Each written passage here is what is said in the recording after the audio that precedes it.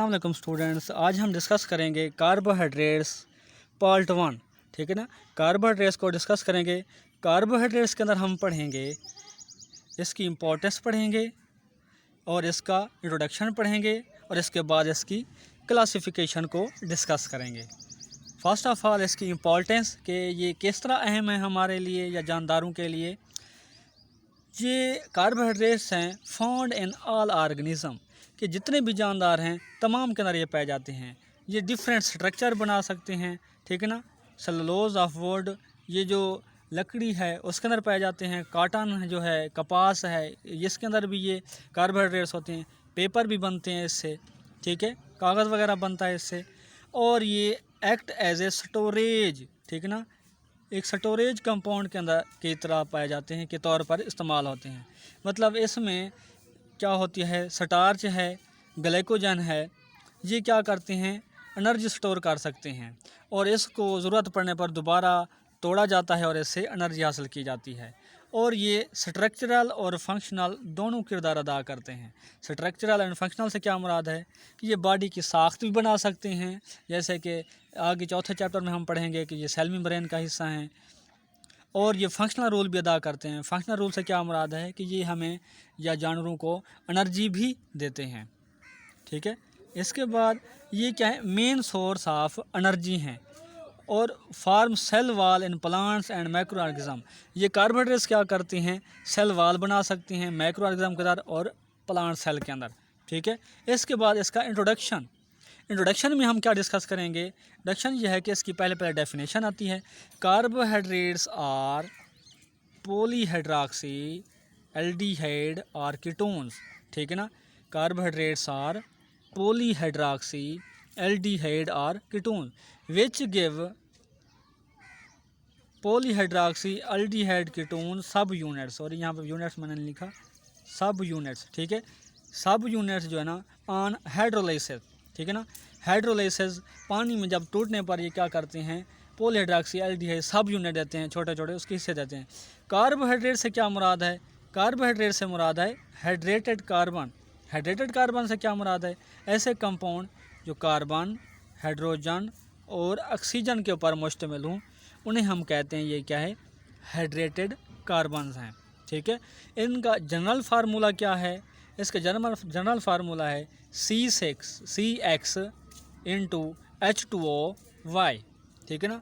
अब यहाँ पे CX से क्या मुराद है, X से कोई भी नंबर हो सकता है, वो 1 से लेकर हज़ारों तक चला जाता है, या 3 से लेकर हज़ारों तक चला जाता है, इस तरह ये शुरू होता है और 1000 तक चला जाता है।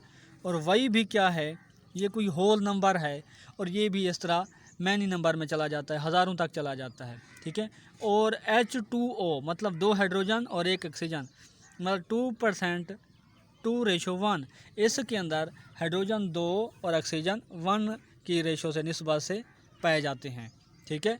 इसका सोर्स क्या है कार्बोहाइड्रेट्स का, कि ये कहाँ कहाँ से हासिल होते हैं, ये जितने भी ग्रीन प्लांट्स हैं वहाँ से कार्बोहाइड्रेट ज़्यादातर हासिल होते हैं, क्योंकि फोटोसिंथेसिस करते हैं, ये कार्बोहाइड्रेट ग्लूकोज वगैरह बनाते हैं और ये ग्रीन प्लांट्स की प्राइमरी प्रोडक्ट है। ठीक है। अगर इसकी क्लासिफिकेशन देखें तो क्लासिफिकेशन को हम डिस्कस करते हैं। क्लासिफिकेशन क्या है, ये 3 तरह के ग्रुप होते हैं क्लासिफिकेशन के लिहाज से, मोनोसैकेराइड्स, ओलिगोसैकेराइड्स और पॉलीसैकेराइड्स। फर्स्ट ऑफ ऑल है मोनोसैकेराइड्स। मोनोसैकेराइड्स किसे कहते हैं, मोनो से मुराद है एक, सैकेराइड से क्या मुराद है, शुगर। ठीक है। ऐसे कार्बोहाइड्रेट्स जो एक शुगर पर मुश्तमिल हों क्या कहलाते हैं, मोनोसैकेराइड्स कहलाते हैं। ठीक है ना। उनके करैक्टर्स कौन कौन से हैं, ये कि ये सिंपल शुगर्स हैं, स्वीट एंड टेस्ट होते हैं, मीठे होते हैं जायके में, और सॉल्युबल इन वाटर, पानी के अंदर ये क्या होते हैं, सॉल्युबल होते हैं, और can not be hydrolyse into simple sugar. ये मज़ीद, क्योंकि ये ख़ुद सिंपल हैं, मज़ीद किसी और शुगर में ये टूट नहीं सकते। ठीक है। दे मे बी पॉलीहाइड्रॉक्सी एल्डिहाइड और कीटोन्स। ठीक है। दे मे बी पॉलीहाइड्रॉक्सी एल्डिहाइड कीटोन। अब हमने इसकी डेफिनेशन में भी यही पढ़ा था कि they are polyhydroxy aldehyde or ketone. और अल्डिहाइड और कीटोन क्या बला है, हमने यही कहा है कि ये पॉलीहाइड्रॉक्सी हैं, अल्डिहाइड कीटोन्स हैं। इसे हम दोबारा देख लेते हैं कि ये पॉलीहाइड्रॉक्सी अल्डिहाइड और कीटोन्स क्या बला है। ये देखें, डायग्राम की तरफ देखें, इसमें ये कार्बन है जिसके साथ डबल बॉन्ड है और ऑक्सीजन अटैच है, और इसके साथ एक हाइड्रोजन अटैच है, ठीक है। और यहाँ पे देखें, ये कार्बन है जिसके साथ डबल बॉन्ड है, और ये क्या है, कोई CH3 या इसको हम कहते हैं ये R ग्रुप है या अल्काइल ग्रुप है, ठीक है। नीचे भी ये क्या है, R ग्रुप है या अल्काइल ग्रुप है। यहाँ पे अब ऐसी शुगर, ऐसे कंपाउंड जिसके अंदर ये वाली कार्बन है, डबल बॉन्ड वाली कार्बन है, चेन के आखिर में पाई जाए, ठीक है ना, चेन के ये देखिए ना आखिर में पाई जाए, इसे हम कहते हैं ये एल्डो शुगर है, ठीक है। और ऐसे कार्बोहाइड्रेट्स जिनके अंदर ये जो डबल बॉन्ड वाली कार्बन है ये चेन के दरमियान में पाई जाए, ठीक है ना, ये दरमियान में, देखिए दरमियान में पाई जाती है, इसे हम कहते हैं ये क्या है, कीटो शुगर है। इसके ऊपर जो है ना CH3 ये एक अल्काइल ग्रुप है, नीचे भी अल्काइल ग्रुप है, और दरमियान में ये क्या है, डबल बॉन्ड वाली कार्बन है, इसे हम कहते हैं कीटो। मतलब जैसे के अंदर डबल बॉन्ड वाली कार्बन चेन के दरमियान में पाई जाए वो कीटो शुगर होते हैं या कीटो ग्रुप होते हैं। और जिसके अंदर डबल बॉन्ड वाली कार्बन चेन के ये आखिर में पाई जाए उसे हम कहते हैं ये क्या है, एल्डो शुगर हैं। और दोबारा आते हैं, दे में भी पॉलीहाइड्रॉक्सी अल्डिहाइड और कीटोन्स, ठीक है ना। दे में भी पॉली से मुराद कई, हाइड्रॉक्सी से मुराद हाइड्रॉक्सल ग्रुप OH ग्रुप, जिसके अंदर कई हाइड्रॉक्सल ग्रुप हों और वो पॉली अल्डिहाइड भी हों और कीटोन्स भी हों, वो क्या कहलाते हैं, कार्बोहाइड्रेट्स कहलाते हैं, ठीक है। अब आते हैं टाइप्स के ऊपर कि टाइप्स ऑफ मोनोसैकराइड्स। मोनोसैकराइड्स की कितनी टाइप्स हैं। मोनोसैकराइड जो हैं वो तकरीबन 3 to 7 कार्बन इन नेचर पाए जाते हैं। नेचर कुदरती तौर पर इनमें तकरीबन कितनी तादाद होती है, 3 से 7 कार्बन पाए जाते हैं मोनोसैकराइड्स में।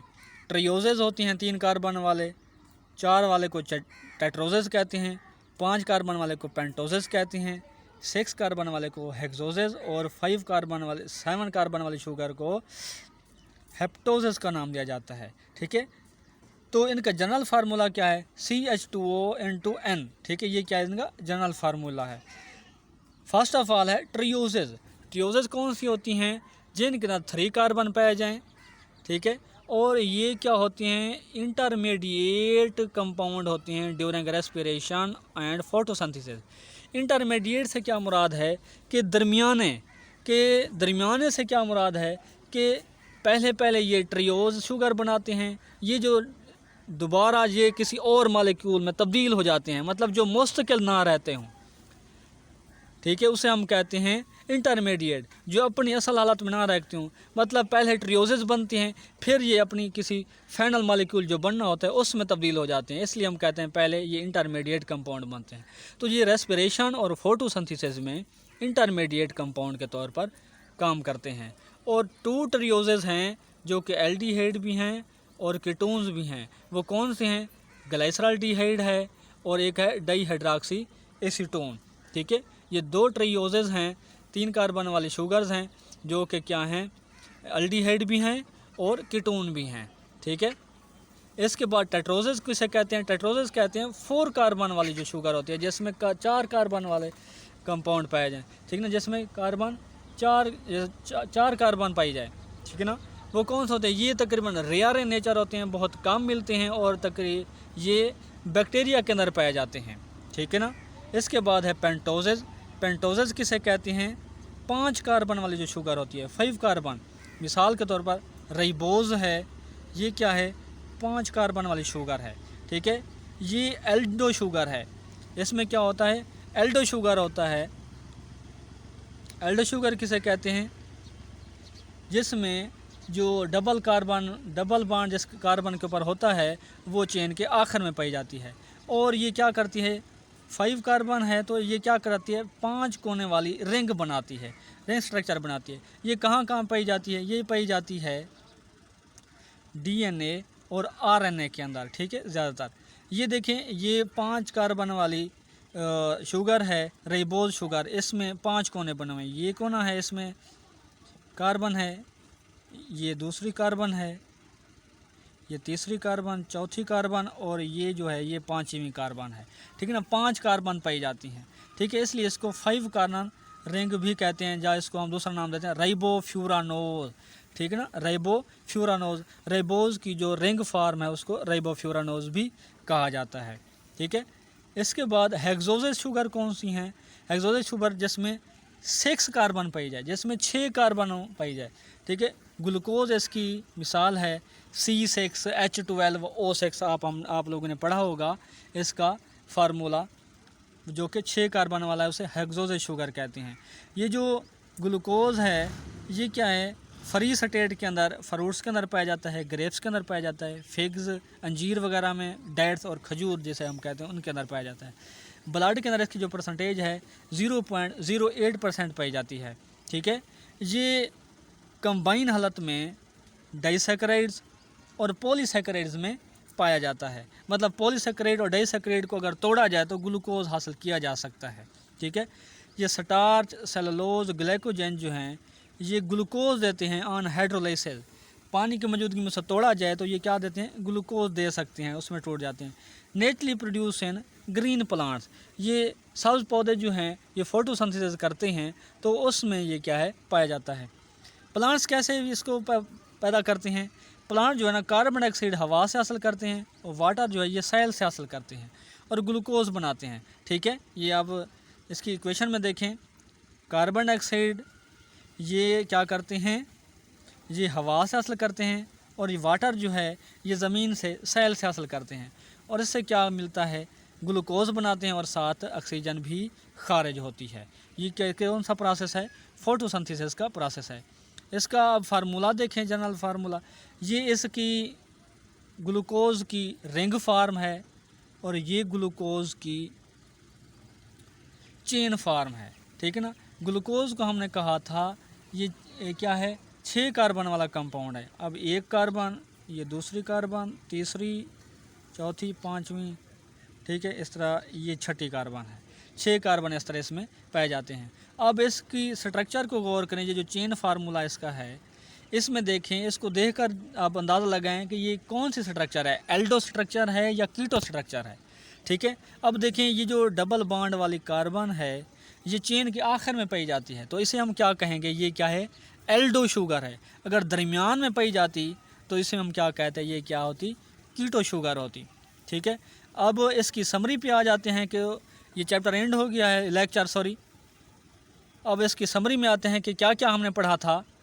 फर्स्ट ऑफ ऑल हमने इसका पढ़ा था, इंपॉर्टेंस डिस्कस की थी कि ये तमाम ऑर्गेनिज्म में पाए जाते हैं और स्ट्रक्चर बनाते हैं और ये क्या कर सकते हैं, स्ट्रक्चरल और फंक्शनल रोल अदा कर सकते हैं, साख्त भी बनाते हैं और फंक्शन भी परफॉर्म कर सकते हैं। इंट्रोडक्शन हमने इसका पढ़ा था, इंट्रोडक्शन में इसकी डेफिनेशन देखी थी कि ये पॉलीहाइड्रॉक्सी, अल्डिहाइड और कीटोज होते हैं और इसका जनरल फार्मूला हमने पढ़ा था C6H2O। ठीक है, इसके बाद इसकी हमने क्लासिफिकेशन देखी थी। क्लासिफिकेशन के अंदर हमने इसकी टाइप्स डिस्कस की थी। क्लासिफिकेशन मैंने इसकी 3 वो पढ़ी थी, टाइप्स थी, मोनोसैकराइड, डाइसैकराइड्स और पॉलीसैकराइड। पॉलीसैकराइड को हमने डिस्कस किया था। पॉलीसैकराइड में हमने क्या डिस्कस किया था, जो एक शुगर वाले कंपाउंड कार्बोहाइड्रेट जो होती हैं वो क्या कहलाते हैं, मोनोसैकराइड्स कहलाते हैं, जिसमें हमने उसकी टाइप्स पढ़ी थी, टेट्रोजेज, ट्राइओजेज, टेट्रोजेज, पेंटोजेज, हेक्सोजेज, हेप्टोजेज। ठीक है, इनको हमने डिस्कस किया था। तो स्टूडेंट्स आज के लिए इतना ही, इंशाल्लाह कल के लेक्चर में हम इसका पार्ट 2 डिस्कस करेंगे। बहुत बहुत शुक्रिया।